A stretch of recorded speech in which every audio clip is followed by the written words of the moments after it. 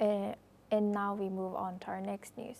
U.S. President Donald Trump took credit for the release of Israeli hostages during a White House press conference on Friday.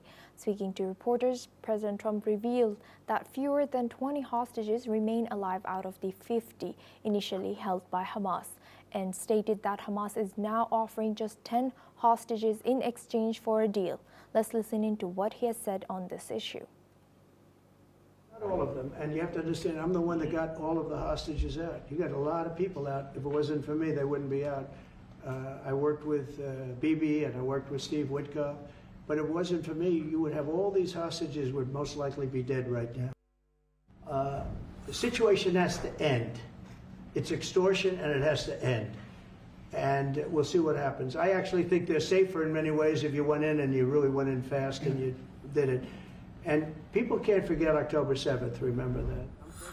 I'm very proud to say I got the hostages out. You have hundreds of people that are living now because of me. And now we have that final little group of people. And Hamas knows that if they give them, that's probably the end of their lives. So it's not easy to get. But I got them out and did a good job. And we're doing everything we can to get the hostages. Meanwhile, Israel's hostage coordinator, Brigadier General Gal Hirsch, confirmed on Thursday that Israel believes 20 hostages are still alive, 28 hostages are confirmed dead, and 2 others are critically ill. Additionally, President Trump also voiced strong support for Israel's military plans, urging a full occupation of Gaza to ensure the safety of the remaining captives. Prime Minister Benjamin Netanyahu reiterated Israel's commitment to securing the release of all hostages while continuing military efforts to capture Gaza City. Despite ongoing ceasefire proposals, the situation remains tense as both sides prepare for negotiations. Now we go back to our guest discussion with Patrick Payne. He's a strategic and international affairs expert. Thank you, Patrick, for staying with us. Now, should a U.S. president publicly take credit for international hostage negotiations, especially during ongoing conflicts? Do you think such statements could impact diplomatic efforts further? Well, President Trump has a habit of taking credit for everything. He had claimed that he would stop the Russia-Ukraine war in a matter of one day when he was campaigning for presidential election. Several months down the line, he now realizes that it's not so easy.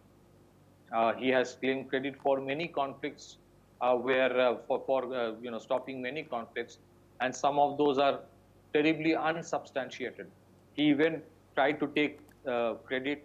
He tried to appropriate credit for for stoppage or the ceasefire between India and Pakistan as part of Operation Sindoor, when India initiated targeting terror bases in Pakistan, and subsequently there was a short conflict. However, it was made very clear publicly by government of India that President Trump had nothing to do with the ceasefire. So in this case also, a lot of hostages still remain with the Hamas. President Trump has a habit of taking credit even if an inch of somebody moves from this side to that side. So it doesn't help. It doesn't help in the sense that he has created a habit of claiming more than what he actually delivers.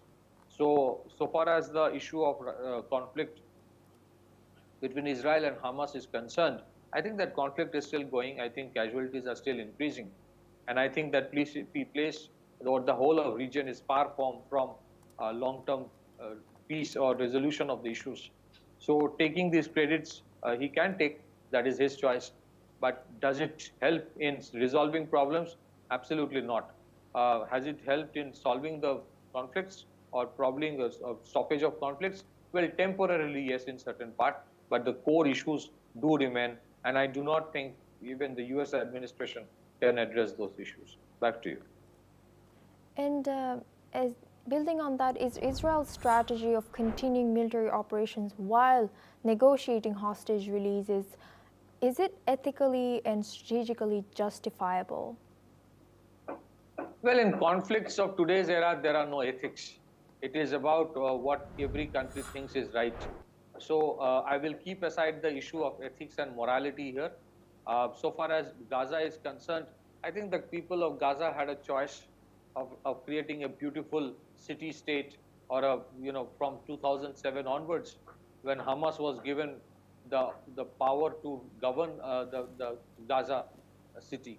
But unfortunately, they took advantage of it to do all kinds of activities to prepare for major terror attacks. So ethics, if you look at from the perspective of ethics, then we have to go back to a long history. But I think this conflict, as it is taking shape right now, it is pretty clear that Gaza will now be controlled by Israel. We have to see how much people of Gaza are willing to accept that, or are willing to desert and disown the Hamas as an organization which controls them as of yet. But I think the whole of region is pretty sensitive towards what is happening between Israel and Gaza. And the bigger concern is how this would have a bigger impact so far as conflict between Iran and Israel is concerned. I don't think ethics has any place anymore. Terror attacks also are extremely unethical. So on the October 7, when Hamas orchestrated that major terror attack in Israel, they should have been aware of what Israel is capable of in terms of retaliations. I think the retaliations have continued for almost 2 years now. Yes. Personally, a lot of people do feel that this conflict should stop now. But I think the Israelis have a different viewpoint of what ideally should be done. I don't think that can be changed anyway. The Americans could not change it. And I think Yes. eventually we have to see what happens. Yes. But even many of the countries like Egypt are very, very reluctant Yes. to allow the people of Gaza to cross over the border and get into Egypt. So it is a humanitarian Yes. crisis. It is a crisis of security. Both are together going on. Where it will Yes. end, we absolutely don't know. We can keep on guessing, but I think this conflict is far from over. Back to you. Yes. Thank you very much, Patikrit, for joining us and sharing your insight.